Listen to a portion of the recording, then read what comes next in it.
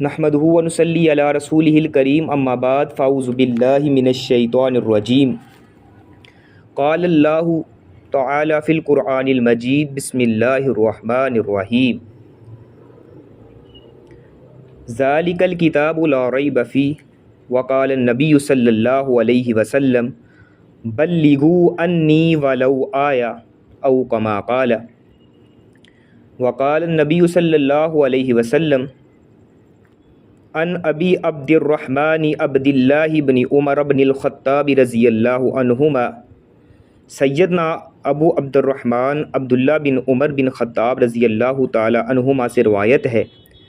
قال وہ کہتے ہیں سمعت میں نے سنا رسول اللہ صلی اللہ علیہ وآلہ وسلم رسول اللہ صلی اللہ علیہ وآلہ وسلم سے یقول آپ فرما رہے تھے بنی الاسلام علی خمس کہ اسلام کی جو بنیاد ہے وہ 5 چیزوں پر ہے۔ سب سے پہلی چیز یہ ہے شہادت اللہ الہ الا اللہ، اس بات کی گواہی دینا کہ اللہ کے سوا کوئی معبود برحق نہیں، وَأَنَّ مُحَمَّدًا عَبْدُهُ وَرَسُولُهُ اور محمد رسول اللہ صلی اللہ علیہ وآلہ وسلم اس کے بندے اور اس کے رسول ہیں، وَإِقَامِ الصَّلَاةِ اور نماز کو قائم کرنا، وَإِيتَاءِ الزَّكَاةِ اور زکوٰۃ کو ادا کرنا، وَحَجِّ الْبَيْتِ اور بیت اللہ کا حج کرنا، طواف کرنا، وَصَوْمِ رمضان اور رمضان المبارک کے مہینے کے روزے رکھنا۔ رواہ البخاری و مسلم، اس کو بخاری اور مسلم نے روایت کیا ہے۔ صدق اللہ العظیم۔ آج ہم اربعین نووی کی تیسری حدیث پر گفتگو کریں گے جو دین اسلام کے بنیادی ستونوں یعنی ارکان اسلام کو بیان کرتی ہے۔ یہ حدیث ہمیں بتاتی ہے کہ دین کا ظاہری ڈھانچہ کن بنیادوں پر قائم ہے۔ ایک مثالی مسلمان وہی ہوتا ہے جو اسلام کو محض شناخت یا نسب پر نہیں بلکہ عملی بنیادوں پر اپناتا ہے۔ ارکان اسلام ایک عمارت ہے اور ارکان اسلام ایک عمارت کی دیواریں ہیں جن کے بغیر ایمان کا قصر، ایمان کا محل، ایمان کی عمارت جو ہے وہ کھڑی ہونا ناممکن ہے۔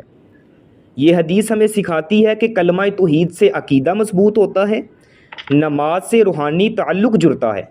زکوٰۃ سے معاشرتی ہمدردی پیدا ہوتی ہے، روزے سے ضبط نفس اور اخلاص ابھرتا ہے، حج سے عالمی وحدت، قربانی اور بندگی کی معراج ملتی ہے۔ اور مثالی مسلمان کے لیے سبق کیا ہے کہ ارکان اسلام پر عمل کرنا محض فرائض کی ادائیگی نہیں ہے بلکہ وہ فرد کی تطہیر، امت کی تعبیر اور اللہ سے حقیقی تعلق کا ذریعہ بنتے ہیں۔ تو انشاءاللہ پہلے ہم نے اس کا ترجمہ کیا ہے، ہم اس کی وضاحت تشریح دیکھیں گے کہ اللہ سبحانہ و تعالیٰ کے پاک پیغمبر جناب محمد رسول اللہ صلی اللہ علیہ وسلم کی اس حدیث سے ہمیں کیا سبق ملتا ہے۔ اس حدیث میں اسلام کے جو 5 ارکان ہیں ان کو بیان کیا گیا ہے۔ ارکان اسلام جن کو کہا جاتا ہے وہ 5 ہیں۔ سب سے پہلے یہ ہے کہ کلمہ بنی الاسلام علی خمس شہادت اللہ الہ الا اللہ، اس بات کی گواہی دینا کہ اللہ کے سوا کوئی معبود برحق نہیں اور محمد رسول اللہ صلی اللہ علیہ وسلم اللہ کے جو ہیں وہ بندے اور اس کے رسول ہیں۔ اس کو جو ہے کلمے کو اسلام کا پہلا رکن کہا گیا ہے اور اس کو قرار دیا گیا ہے کیونکہ اس کلمے کے اقرار کے بغیر جنت میں داخلہ اور جہنت سے نجات ناممکن ہے۔ یہ جس کا یہ مائک جو ہے وہ ان میوٹ ہے، اس کو میوٹ پہ لگائیں۔ کیونکہ اس کلمے کے اقرار کے بغیر جنت میں داخلہ اور جہنم سے نجات جو ہے وہ ناممکن ہے۔ تو ایک اخلاص جو لا الہ الا اللہ کا معنی ہے اور کوئی عبادت شہادتین کا مذکورہ شرطوں کے بغیر مقبول نہیں ہے۔ ایک اخلاص جو لا الہ الا اللہ کا معنی ہے اور دوسری تبع سنت ہے جو محمد رسول اللہ صلی اللہ علیہ وآلہ وسلم کا تقاضا ہے۔ تو ہمیں اس میں سبق یہ ملتا ہے، یہ سسٹر نصید الاضحیٰ سے گزارش ہے کہ اپنے مائک کو میوٹ پہ لگائیں۔ یہ سسٹر نصید الاضحیٰ اپنے مائک کو میوٹ پہ لگائیں تاکہ شور نہ آئے، جزاکم اللہ۔ کلمہ اس قدر ضروری ہے کہ اس کے بغیر انسان جنت میں نہیں جا سکتا، یعنی جس شخص نے کلمہ پڑھا ہے وہی جنت میں جائے گا اور اخلاص کے ساتھ اپنی زبان سے اس کلمے کا اقرار کیا ہے اور یہ اتنا بڑا عمل ہے، اتنا بڑا عمل ہے، نبی علیہ الصلاۃ والسلام جناب محمد رسول اللہ صلی اللہ علیہ وسلم فرماتے ہیں، جامعہ ترمذی کے اندر روایت موجود ہے، آپ علیہ الصلاۃ والسلام نے فرمایا کل قیامت کا دن ہوگا، ایک شخص آئے گا اور اس کے گناہوں کے 99 رجسٹر ہیں گناہوں کے، اور تا حد نگاہ وہ رجسٹر پھیلے ہوئے ہیں، یعنی 99 گناہوں کے رجسٹر بڑے ہوئے ہیں جو اس نے اپنی زندگی میں گناہ کیے ہیں۔ ایک بطاقہ ہے، ایک پرچی ہے جس کے اوپر لا الہ الا اللہ یعنی کلمہ لکھا ہوا ہے۔ نبی علیہ الصلاۃ والسلام جناب محمد رسول اللہ صلی اللہ علیہ وسلم فرماتے ہیں کہ وہ پرچی کو جب اللہ سبحانہ و تعالی وزن کے ترازو میں اس کو رکھیں گے، وہ شخص نا امید ہوگا کہ میرے 99 رجسٹر جو ہیں وہ گناہوں کے ہیں، میں جنت میں کیسے جا سکتا ہوں۔ بتانا مقصود یہ ہے کہ کلمہ جو ہے وہ کتنا بڑا عمل ہے اور اس کی کس قدر فضیلت اور اہمیت ہے۔ جب 99 رجسٹر گناہوں کے ترازو کے ایک پلڑے میں رکھے جائیں گے اور ادھر جو ہے وہ ایک پرچی، ایک بطاقہ جو ہے جس کے اوپر لا الہ الا اللہ لکھا ہوا ہوگا، اللہ فرمائیں گے میرے فرشتوں دیکھو اس نے دنیا میں رہ کر اپنی زندگی میں کوئی نیکی بھی کی ہوگی، تو نیکیوں میں سے صرف ایک پرچی نکلے گی جس کے اوپر لا الہ الا اللہ لکھا ہوگا، ایک بطاقہ نکلے گا۔ اللہ سبحانہ و تعالیٰ کے پاک باز فرشتے جب اس کو ترازو میں رکھیں گے، وہ لا الہ الا اللہ والی پرچی جو ہے وہ ترازو کے پلڑے میں بھاری ہو جائے گی اور 99 رجسٹر گناہوں کے وہ ہلکے ہو جائیں گے۔ اللہ سبحانہ و تعالیٰ اسی ایک کلمے کی وجہ سے اس کو اپنی جنت کا مستحق بنا دیں گے۔ یعنی کتنا بڑا عمل ہے اگر اس کو اخلاص کے ساتھ کہا جائے، اور جس نے بھی دنیا کے اندر رہ کر اخلاص کے ساتھ سچے دل سے کلمے کو ادا کیا، اپنی زبان سے پڑھا ہے، اللہ سبحانہ و تعالیٰ کے پاک پیغمبر جناب محمد رسول اللہ صلی اللہ علیہ وآلہ وسلم فرماتے ہیں کہ وہ جنت میں ضرور داخل ہوگا، اگرچہ وہ اس نے گناہ کیے ہیں، وہ اپنی سزا کو جہنم کے اندر اپنی سزا کو جو ہے وہ پورا کر کے مکمل کر کے سزا کو بھگت کے ایک نہ ایک دن ضرور جو ہے وہ جنت میں چلا جائے گا، لیکن ہم نے دنیا میں رہ کے اعمال ہی ایسے کرنے ہیں کہ اللہ سبحانہ و تعالی ہمیں جہنم سے بچا کے ہمیں سیدھا جنت میں ڈائریکٹ لے کے جائے۔ اور کیونکہ جہنم کا جو ایندھن ہے وہ اس قدر سخت ہے، وقودها الناس والحجارہ اعدت للکافرین، جس کا ایندھن پتھر اور لوگ ہوں گے، جس کی وجہ سے جہنم کو بھڑکایا جائے گا۔ اسی کے ساتھ ساتھ لا الہ الا اللہ کی شہادت کا مطلب یہ ہے کہ ہر طرح کی عبادت و پرستش کا یکتا و تنہا مستحق اللہ تعالیٰ ہے، وہی سچا اور برحق معبود ہے، اس کے سوا جن کی بھی عبادت کی جاتی ہے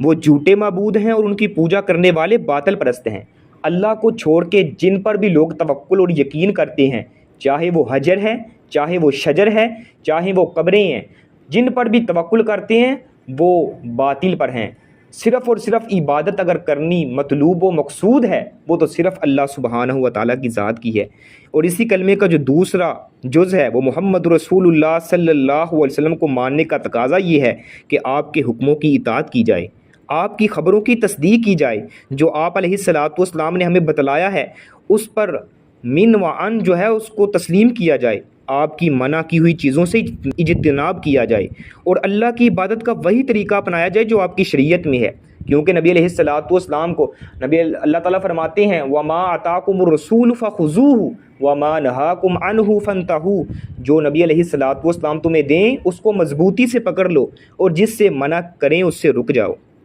اسی کے ساتھ ساتھ ارکان اسلام کا جو دوسرا جز ہے وہ ہے نماز۔ کلمے کے بعد سب سے ضروری جو عمل ہے وہ ہے نماز۔ نماز قائم کرنے کا مطلب یہ ہے کہ اس کو اللہ اور اس کے رسول کے حکم کے مطابق انجام دیا جائے، یعنی نماز ایسے پڑھنی ہے جیسے نبی علیہ الصلاۃ والسلام نے ہمیں پڑھ کے بتلایا ہے، پڑھنے کا حکم دیا ہے۔ آپ علیہ الصلاۃ والسلام کی حدیث ہے صلو کما رأیتمونی اصلی، نماز ویسے پڑھو جیسے پڑھتے ہوئے مجھے دیکھا ہے۔ ہم نے آپ علیہ الصلاۃ والسلام کو دیکھا تو نہیں، لیکن آپ علیہ الصلاۃ والسلام کی نماز آپ کے اصحاب نے بیان کی ہے۔ حدیثوں میں آپ علیہ الصلاۃ والسلام کی نماز کا طریقہ ملتا ہے کہ آپ علیہ الصلاۃ والسلام نے کیسے نماز کو پڑھا ہے اور کیسے پڑھنے کا حکم دیا ہے۔ اور عمل وہی قابل قبول ہے جو نبی علیہ الصلاۃ والسلام کی سنت کے مطابق ہے۔ اگر ہم چاہیں کہ ہم نماز اس طرح پڑھیں جیسے ہمارے امام نے کہا ہے، نماز کا طریقہ وہ اپنائیں جیسے ہمیں اپنے امام یا محلے یا گلی کے علماء یا مولوی صاحب نے بتلایا ہے، نہیں، طریقہ وہی ہے جو اللہ اور اس کے رسول نے بتلایا ہے۔ نبی علیہ الصلوۃ والسلام کی سنت پر عمل کرو گے تو وہی جو ہے وہ نیکی قابل قبول ہوگی۔ اگر نبی علیہ الصلوۃ والسلام کی سنت سے ہٹ کر ہے تو وہ عمل جو ہے وہ سنت نہیں بلکہ بدعت بن جاتا ہے۔ اور بدعت کے متعلق نبی علیہ الصلوۃ والسلام فرماتے ہیں کل بدعۃ ضلالہ وکل ضلالۃ فی النار، ہر بدعت گمراہی ہے اور ہر گمراہی انسان کو جہنم کی طرف لے کے جاتی ہے۔ تو ہمیں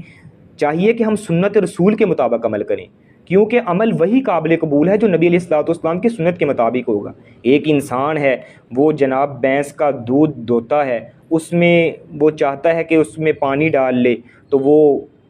دودھ خالص نہیں رہے گا، وہ دودھ میں ملاوٹ شدہ ہو جائے گا۔ اگر چاہے اس میں وہ آب زمزم کو ہی ڈال لے، آب زمزم کا پانی جو ہے وہ اس میں مکس کر لیتا ہے دودھ میں، تو وہ دودھ خالص نہیں ہے۔ دودھ تو وہی خالص ہے جو بھینس کے تھنوں سے ڈائریکٹ نکلتا ہے، تو دین وہی خالص ہے جو نبی علیہ الصلوۃ والسلام کی زبان سے ڈائریکٹ نکلا ہے، جو آپ علیہ الصلوۃ والسلام نے ہمیں بتلایا ہے، اس پر عمل کریں گے تو وہ عمل قابل قبول ہے اور ہمارے لیے باعث اجر ہوگا۔ اگر ہم اس سے ہٹ کر کوئی اپنی مرضی کے مطابق عمل کریں گے وہ ہمارے لیے باعث اجر نہیں بلکہ ہمارے لیے باعث وبال بن جائے گا۔ اس لیے جو بھی عمل کرنا ہے نبی علیہ الصلوۃ والسلام کی سنت کے مطابق کرنا ہے۔ اس کے ساتھ ساتھ اس نماز کی شروط و ارکان اور واجبات و سنن کا لحاظ کیا جائے اور خشوع خضوع کے ساتھ دل لگا کر ادا کیا جائے۔ نماز کی پابندی کرنے والے کے لیے بڑی خوشخبریاں ہیں۔ جو نماز قائم کرتا ہے اللہ سبحانہ و تعالیٰ کو وہ بندہ بڑا محبوب لگتا ہے، کیونکہ وہ جب نماز کی حالت میں ہوتا ہے تو وہ اللہ سبحانہ و تعالیٰ سے کلام کر رہا ہوتا ہے۔ اللہ تعالیٰ کے پاک پیغمبر جناب محمد رسول اللہ صلی اللہ علیہ وسلم کی حدیث مبارک ہے کہ جب بندہ نماز میں ہوتا ہے اللہ سبحانہ و تعالیٰ سے کلام کرتا ہے، باتیں کرتا ہے، جب پڑھتا ہے الحمدللہ رب العالمین، اللہ سبحانہ و تعالیٰ اپنی فرماتے ہیں حامدانی عبدی، میرے بندے نے میری حمد بیان کی ہے۔ انسان کہتا ہے الرحمن الرحیم، اللہ فرماتے ہیں مجدانی عبدی، میرے بندے نے میری بزرگی بیان کی ہے۔ اس طرح وہ آیات کی تلاوت کرتا چلا جاتا ہے، اللہ سبحانہ و تعالیٰ جو ہے وہ اس کی صفات کا تذکرہ کرتے جاتے ہیں۔ یعنی نماز والا عمل اتنا اہم ہے کہ اس کے بغیر انسان کا چارہ نہیں ہے، اور کل قیامت کے دن سب سے پہلے جس چیز کا سوال ہونا ہے انسان کو وہ نماز ہے۔ اگر انسان نماز والے سوال میں کامیاب ہو گیا تو باقی والے سوال میں کامیاب ہونا بھی اس کے لیے آسان ہے۔ اگر وہ پہلے سوال میں ہی ناکام ہو گیا تو باقی والے جو ہے سوالوں میں کامیاب ہونا اس کے لیے مشکل ہے، کیونکہ انسان جب پہلے سوال میں ہی ناکام ہو جاتا ہے، ایک دنیا کے اندر رہ کے جب کوئی انٹرویو دینے جاتا ہے تو وہ منتظمین جو ہوتے ہیں انتظامیہ والے اس سے سوال کرتے ہیں، وہ پہلے سوال میں ہی ناکام ہو جائے نا تو ان کا وہ ذہن بن جاتا ہے کہ اس کو آتا جاتا کچھ نہیں ہے۔ اس لیے ہم نے پہلے سوال میں ہی کامیاب ہو کے جانا ہے، نماز کی پابندی کرنی ہے۔ نماز کی پابندی کے بغیر کوئی بھی گزارا نہیں ہے۔ مسلمان ہوتا ہی وہی ہے، مومن ہوتا ہی وہی ہے جو نماز کا صوم و صلات کا پابند ہوتا ہے۔ جو نماز کو قائم کرنے والا نہیں ہے وہ مومنین میں شامل نہیں ہے۔ اللہ رب العالمین نے مومنین کی صفات کا ذکر کیا ہے 18ویں پارے کے اندر، قد افلح المؤمنون الذین هم فی صلاتہم خاشعون، فلاح پاگے، قد افلح المؤمنون، فلاح پاگے مومنین، کامیاب ہوگے۔ در حقیقت کون؟ الذین هم فی صلاتہم خاشعون، جو اپنی نمازوں میں خشوع خضوع کرتے ہیں۔ یعنی اللہ سبحانہ و تعالی نے مومنین کی صفات بیان کی ہیں کہ جو مومنین ہوتے ہیں وہ نماز میں خشوع اور خضوع کو لازم پکڑتے ہیں۔ تو اس لیے نماز کو جو ہے وہ لازم پکڑنا ہے، اور یہ اتنا اہم عمل ہے۔ نبی علیہ الصلوۃ والسلام جناب محمد رسول اللہ صلی اللہ علیہ وسلم فرماتے ہیں بے نماز کی روح اس کے جسم سے ایسے نکلتی ہے جیسے سفید ململ کا کپڑا، کوئی باریک کپڑا جو ہے وہ کانٹے دار جالیوں میں ڈال کے اس کو کھینچا جائے تو وہ لیر لیر ہو جاتا ہے، ایسے بے نماز کی جو ہے وہ جان نکلتی ہے، روح نکلتی ہے۔ اور جو نمازی ہے اس کی جان ایسے نکلتی ہے جیسے ایک مشکیزے میں پانی ہے، اس کو الٹا کیا جائے تو وہ کیسے تیزی کے ساتھ سارا پانی نیچے گر جاتا ہے، اتنی آسانی سے اس کی جو ہے وہ روح پرواز کر جاتی ہے۔ اور نماز اتنا اہم عمل ہے۔ نبی علیہ الصلوۃ والسلام جناب محمد رسول اللہ صلی اللہ علیہ وسلم فرماتے ہیں اپنے صحابہ سے، فرمایا تم میں سے کوئی شخص کے گھر کے سامنے سے ایک نہر گزرتی ہو اور وہ اس نہر میں ڈیلی روزانہ 5 مرتبہ نہائے، کیا اس کے جسم پر میل کچیل باقی رہ جائے گی؟ صحابہ فرماتے ہیں یا رسول اللہ اس کے جسم پر کیسے میل کچیل باقی رہ جائے گی جو دن میں 5 بار غسل کرتا ہے؟ آپ علیہ الصلوۃ والسلام فرماتے ہیں ایسے ہی مثال اس شخص کی ہے جو روزانہ 5 ٹائم نمازوں کی پابندی کرتا ہے وہ اس کو اللہ سبحانہ و تعالیٰ گناہوں سے پاک کر دیتے ہیں۔ اور ایک نماز پڑھ کے جاتا ہے، دوسری نماز پڑھنے کے لیے آتا ہے، ایک نماز کے اور دوسری نماز کے درمیان جو چھوٹے موٹے گناہ اس نے کیے ہیں اللہ سبحانہ و تعالیٰ اس کو جو ہے معاف فرما دیتے ہیں۔ نماز کی حالت میں انسان قیام کرتا ہے، رکوع سجود کرتا ہے، گناہوں کی گٹھری اس کی کمر پہ رکھ دی جاتی ہے، وہ نماز پڑھتا ہے، رکوع کرتا ہے، سجود کرتا ہے، گناہ جو ہے وہ اس کے جسم سے نیچے گرتے رہتے ہیں اور انسان جو ہے وہ گناہوں سے پاک ہو جاتا ہے۔ ایک اور حدیث میں آتا ہے، نبی علیہ الصلوۃ والسلام جو ہے سیدنا ابو ذر غفاری بیان کرتے ہیں کہ موسم خزاں کا موسم ہے، سیزن ہے، آپ علیہ الصلوۃ والسلام نے نماز کو ادا کیا اور باہر جا کے ایک درخت کی شاخ کو ٹہنیوں کو پکڑ کے ہلایا، اس کے جو پتے ہیں وہ سارے کے سارے زمین پر گرتے ہیں۔ آپ علیہ الصلوۃ والسلام فرماتے ہیں ایسے ہی مثال اس نمازی کی ہے جو شخص نماز کو ادا کرتا ہے، اللہ سبحانہ و تعالیٰ اس کو گناہوں سے ایسے ہی پاک کر دیتا ہے، اس کے جسم سے گناہوں کو ایسے ہی جھاڑ دیتا ہے۔ یعنی نماز والا عمل بڑا اہم ہے، جو نماز نہیں پڑھتا اس کو اللہ سبحانہ و تعالیٰ حامان، قارون اور نمرود کے ساتھ اٹھائیں گے، ابی بن خلف کے ساتھ، جو اللہ کے دشمن ہیں۔ تو ہم نے نماز کا پابند بننا ہے، نماز بہت ضروری ہے، اتنی انسان کی غذا ضروری نہیں ہے، اتنا انسان کا ناشتہ ضروری نہیں ہے جتنی نماز ضروری ہے۔ اسی کے ساتھ ساتھ نبی علیہ الصلوۃ والسلام جناب محمد رسول اللہ صلی اللہ علیہ وسلم نے فرمایا نماز کو قائم کرتا ہے وَإِيتَاءِ الزَّكَاةِ اور زکوٰۃ کو ادا کرتا ہے۔ زکوٰۃ کی ادائیگی کا مفہوم یہ ہے کہ اپنے مال میں غریبوں کے حقوق کا خیال رکھا جائے اور زکوٰۃ کے جو مستحقین ہیں ان کو پہچانا جائے، ان تک وہ جو ہے ان کا حق پہنچایا جائے۔ زکوٰۃ کی ادائیگی سے اللہ کی رحمتیں نازل ہوتی ہیں اور ہرس اور طمع اور بخل جیسے برے اوصاف سے انسان جو ہے وہ پاک اور صاف ہو جاتا ہے۔ اور زکوٰۃ جو ہے وہ اللہ سبحانہ و تعالیٰ کے قرب کا ذریعہ بنتی ہے اور اس سے معاشرے میں جو نیچے طبقے کے لوگ ہیں ان کے ساتھ معاونت اور ہمدردی اور اخوت کا رشتہ قائم ہوتا ہے۔ اور جو شخص اپنے مال میں سے زکوٰۃ ادا نہیں کرتا بلکہ اس کو گن گن کے رکھتا ہے، نبی علیہ الصلوۃ والسلام جناب محمد رسول اللہ صلی اللہ علیہ وآلہ وسلم فرماتے ہیں کل قیامت کا دن ہوگا، اس کے مال کو جو ہے اس کے ایک توق بنا کے اس کے گلے میں ڈالا جائے گا اور اس کو وہ مال کہے گا، اس کا خزانہ مال تو کہے گی انا کنز کا انا مالو کا، میں تیرا مال ہوں۔ اس کو گنجے سانپ کی شکل دے کے اس کے جبڑوں کے درمیان جو ہے وہ ڈالا جائے گا اور اس کو عذاب میں لپیٹا جائے گا، اور وہی جو اس کا مال ہے اس کو جناب اس مال کو گرم کر کے اس کی پیشانی، اس کے پہلو میں داغا جائے گا، یعنی اس کو عذاب دیا جائے گا اس مال کی وجہ سے، کیونکہ وہ مال کو جمع کر کر کے رکھتا تھا۔ اس دن جو ہے قیامت کے دن انسان سوچے گا، سمجھے گا اور دیکھے گا کہ دنیا میں رہ کر نہ ہی تو میں نے صدقہ کیا ہے اور نہ ہی میں نے نماز کو ادا کیا ہے۔ اللہ سبحانہ و تعالیٰ قرآن پاک میں اس کا تذکرہ فرماتے ہیں ایسے شخص کا جو دنیا میں رہ کر نہ ہی تو نماز ادا کرتا تھا نہ ہی صدقہ کرتا تھا، وہ کہے گا فلا صدق ولا صلی، دنیا میں رہ کر نہ تو میں نے صدقہ کیا اور نہ ہی نماز کو ادا کیا۔ یعنی اس وقت اس کو احساس ہوگا کاش میں دنیا میں رہ کر نماز کو ادا کرنے والا ہوتا، صدقہ و خیرات کرنے والا ہوتا۔ آج مجھے پتہ چلا ہے کہ اس کی کس قدر فضیلت اور اہمیت ہے۔ اسی کے ساتھ ساتھ اللہ سبحانہ و تعالیٰ نے جو ہمیں ارکان اسلام میں سے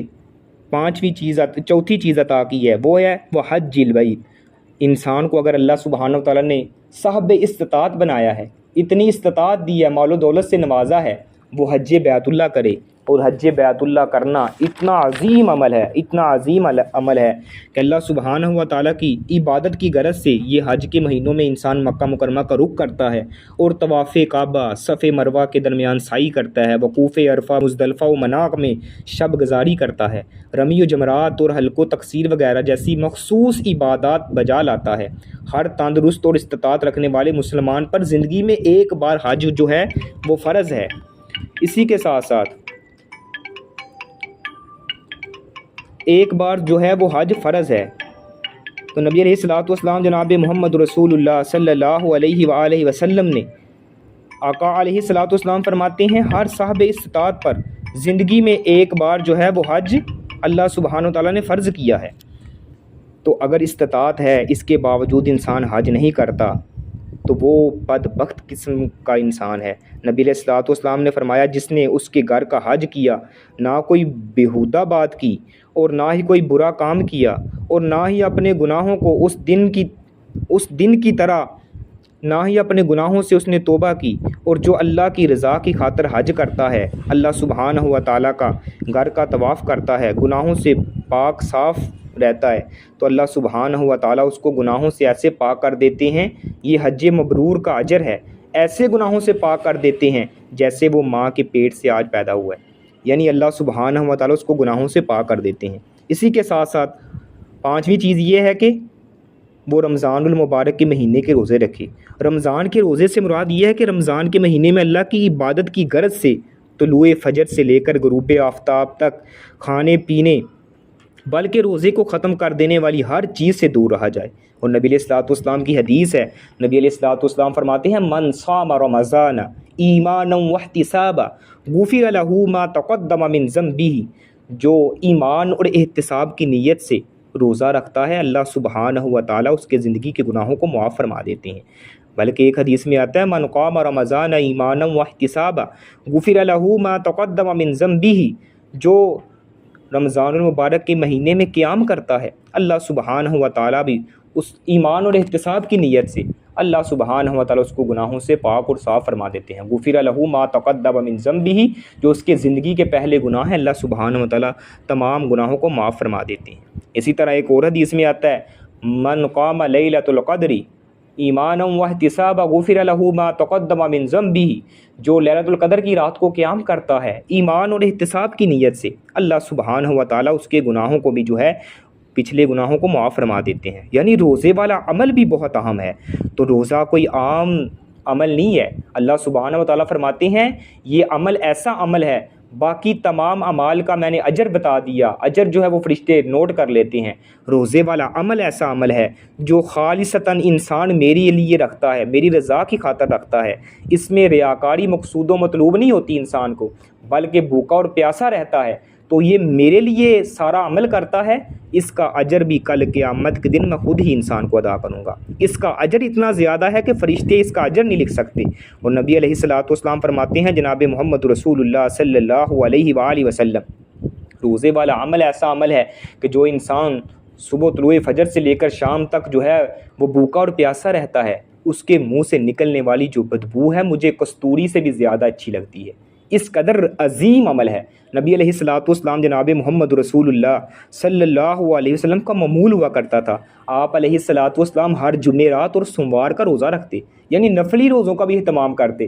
صحابہ کرام رضوان اللہ مجمعین نے آپ علیہ الصلوۃ والسلام سے سوال کیا یا رسول اللہ آپ ہر سوموار اور جمعرات کا روزہ کیوں رکھتے ہیں؟ آپ علیہ الصلوۃ والسلام فرماتے ہیں سوموار والے دن اللہ سبحانہ و تعالیٰ نے مجھے پیدا کیا، یعنی یہ میری پیدائش کا دن ہے، اس لیے میں روزہ رکھتا ہوں، اور جمعرات کا روزہ اس لیے رکھتا ہوں کہ اللہ سبحانہ و تعالیٰ کی بارگاہ میں جو ہیں وہ نامہ اعمال پیش کیے جاتے ہیں، تو میں خواہش یہ کرتا ہوں کہ میرے نامہ اعمال اللہ سبحانہ و تعالیٰ کے حضور پیش ہوں تو میں روزے کی حالت میں پیش ہوں۔ یعنی کس قدر نبی علیہ الصلوۃ والسلام روزے کے ساتھ محبت کیا کرتے تھے، بلکہ آپ علیہ الصلوۃ والسلام ہر مہینے ایام بیس کے بھی 3 روزے رکھا کرتے تھے، اس قدر آپ علیہ الصلوۃ والسلام کو روزوں سے محبت تھی، روزوں کے ساتھ آپ علیہ الصلوۃ والسلام کا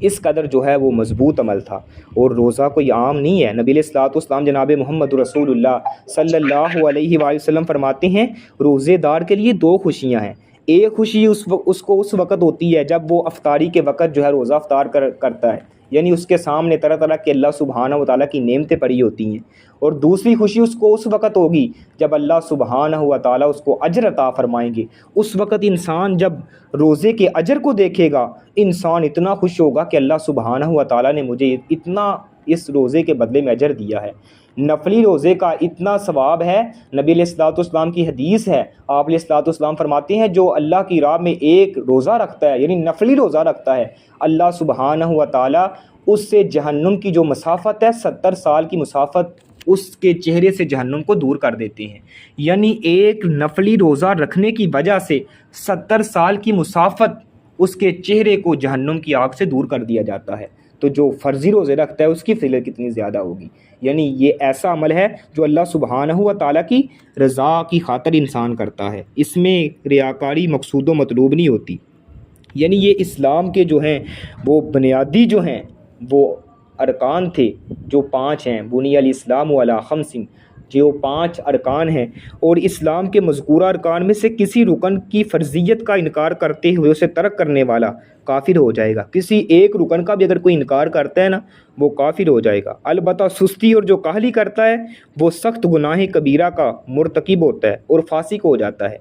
اگر اس میں سے کوئی کلمے، نماز، روزے، حج اور زکوٰۃ میں سے کسی ایک بھی رکن کا انکار کرتا ہے نا، وہ انسان دائرہ اسلام سے خارج ہے۔ اگر کوئی سستی اور کاہلی کرتا ہے ان میں عمل کرنے کی، تو وہ پھر گناہ کبیرہ کا مرتکب ہوتا ہے۔ تو ہمیں چاہیے کہ ہم ان تمام چیزوں پر، اگر ہم نے کلمہ پڑھا ہے تو اس کو دل سے